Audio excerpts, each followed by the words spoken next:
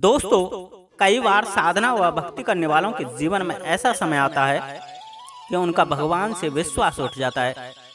वो मानसिक रूप से इतने विक्षिप्त हो जाते हैं कि कहाँ तो वो दिन रात अपने इष्ट के ख्यालों में खोए रहते थे।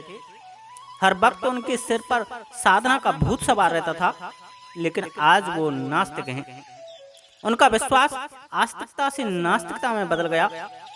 कारण है कि वो उस परीक्षा के क्षण को समझ ही नहीं पाए जो कि इस परमात्मा द्वारा ली जा रही थी, जिस परमात्मा का वो यजन करते थे। और ना ही वो ये समझ पाए कि उनके साथ ये सब क्या हो गया है, क्योंकि इन लोगों की जो सबसे बड़ा अवगुण था वह थी अधीरता। वह है सफलता को जल्दी पाने की चाह, वह है शीघ्र फल पाने की अभिलाषा, वह है भगवान से भक्ति में भी व्यापार करना तथा उस व्यापार से लाभ की इच्छा रखना। और यही उनके पतन का कारण भी है। यही उनके आत्मविश्वास को भगवान के प्रति नास्तिकता में बदलने का कारक भी है। क्योंकि दोस्तों, जब आपके मन में उस ईश्वर, उस परमात्मा, उस अपने इष्ट की साधना में जो फल की इच्छा रखी हुई है, वह भी तो आपकी परीक्षा लेगा कि आप उसके योग्य है भी या नहीं भी। आप उसे जो पत्थर की मूर्ति समझ रहे हो, वह पत्थर की मूर्ति नहीं है। वह आपके प्राणों के आधार से प्राण और तुम्हारे मन के भाव से एक शक्ति का आकार लेने वाला तेज पुंज है। और तुम्हारे प्राण और मन के भाव से चलने वाले तुम्हारे अंदर की ज्योति है। उदाहरण के लिए, यदि आपने किसी देव स्थान के बारे में यह सोच लिया कि यहाँ आने से सभी कष्ट दूर हो जाते हैं, तो दोस्तों वास्तविक तौर पर आपके सभी कष्ट दूर हो जाएंगे, भले ही 2-4 महीने का समय ज़्यादा लग जाए।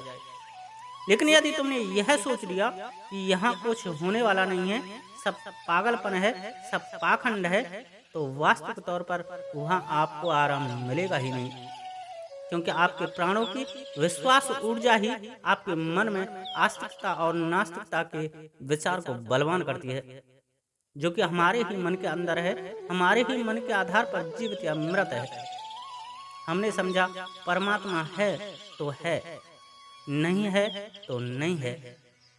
क्या जो भगवान को नहीं मानते वो क्या मर जाते हैं, या वो सुख नहीं भोगते? या जो मानते हैं उनको क्या भगवान के रूप, रंग, स्वभाव, गुण, आकार का पता होता है? यह सब अपने मस्तिष्क के विचारों की अनुभूति मात्र ही तो है। दूसरा, दोस्तों, जब आप अपने उस इष्ट रूपी परमात्मा की पूजा, आराधना, साधना करते रहते हो और बहुत समय हो जाता है, तो वह परमात्मा भी आपकी परीक्षा लेता है कि कहीं किसी परिस्थिति में यह मुझे छोड़ तो नहीं देगा।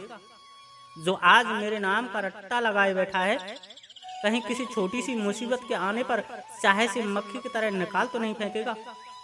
क्योंकि वह परमात्मा भी जानता है तुम जैसे निकृष्ट इंसान के रूप, रंग, आकार व स्वभाव को। वह जानता है कि इसको अपने जीवन में सुख ही सुख चाहिए होते हैं, और जैसे ही इसे सुख मिलेगा यह मुझे छोड़कर चला जाएगा। तभी तो रहीमदास जी कहते हैं कि दुख में सुमरन सब करें, सुख में करे ना कोई, जो सुख में सुमरन करे तो दुख का ही को हो। इसलिए वह परमात्मा आपके भावों के, विचारों के आधार पर तथा फल की अभिलाषा के अनुसार आपको सुख व दुख देता है, और उसी के अनुसार आपकी परीक्षा भी लेता है। जो सहन कर गया वो पास, और जो डगमगा गया वो फेल हो जाता है।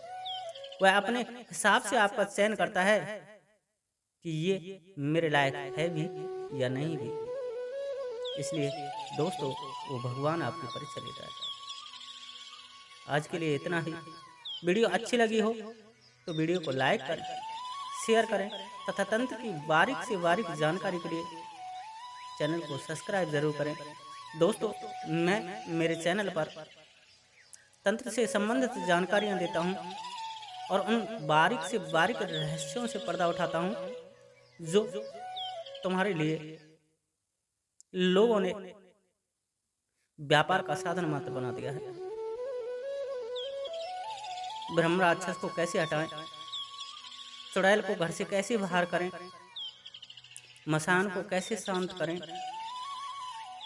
खबीस को घर से कैसे निकालें, अपने घर से तंत्र की काट कैसे करें, इन सब के बारे में मैंने अपने चैनल पर बारीक से दे रखा है। आप वहां जाएं और निःशुल्क तंत्र से अपने घर को बचाएं। आज के लिए इतना ही। जय श्री राधे, जय श्री कृष्णा, जय माता की, जय गद्दी के सेवादार की।